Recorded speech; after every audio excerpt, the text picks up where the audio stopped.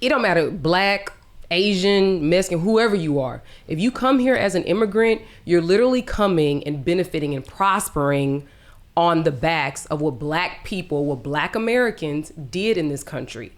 Like any benefits that we have that anybody else can get is because Black Americans put their foot out and they drew a line in the sand. Okay. You know what I mean? So I think that, okay, yeah, there's some trauma there, but chill out. If you so mad about it, go, just leave. Damn. You know I'm just saying, but like if you're that mad about it, leave. But isn't that what they say about us and racism? Yeah. But see, this is the difference.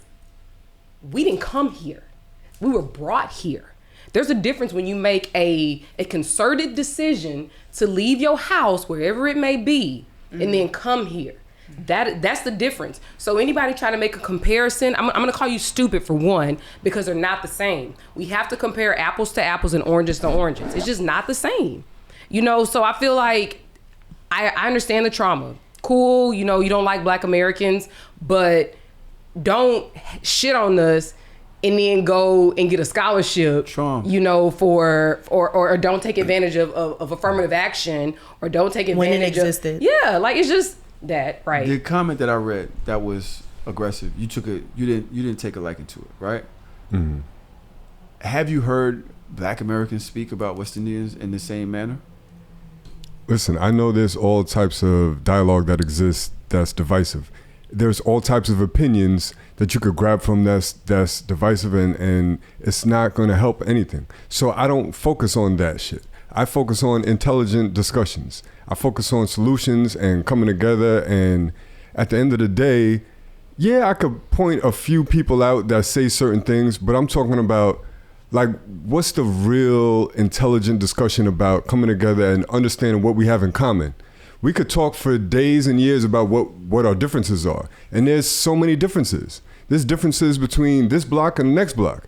But we got more in common than there's different. So if there's a race war, if there's something serious going on, you put your differences to the side, especially when the entire world looks at you as Black. I remember after the George Floyd situation, when there was that couple of months of Black pride going on, I remember walking down the block and you see a Black person, you like, yo, what's up, man? Like, you speaking, everybody, you greet. I don't care if you Haitian, if you Trinidadian or African, it's like we Black people.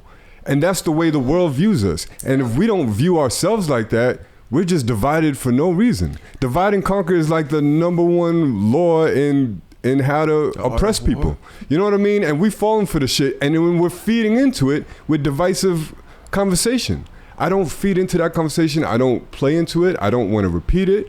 There's so much other positives to focus on. I have a question. Yes. In a perfect world. Yes. Fine.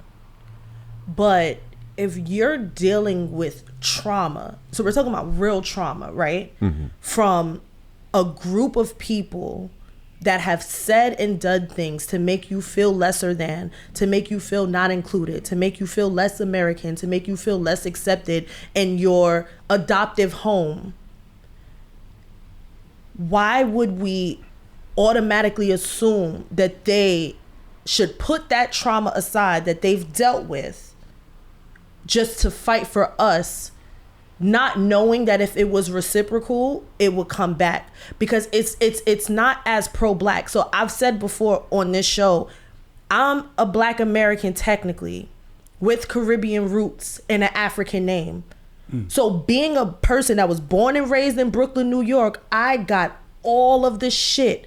I got all the Caribbean trauma from my father coming up to school, saying certain things. I got all the Black girl trauma from other Black people when we have that divisiveness and we talk about colorism and stuff like that. And then I have an African name. So I have that trauma from a name that's attached to a culture that I'm not attached to. So I had no pride in my name. But I got all the African booty scratches and all the tar babies and all you African bitch and da-da-da-da-da-da-da. So this is trauma that I dealt with as a Black American in America.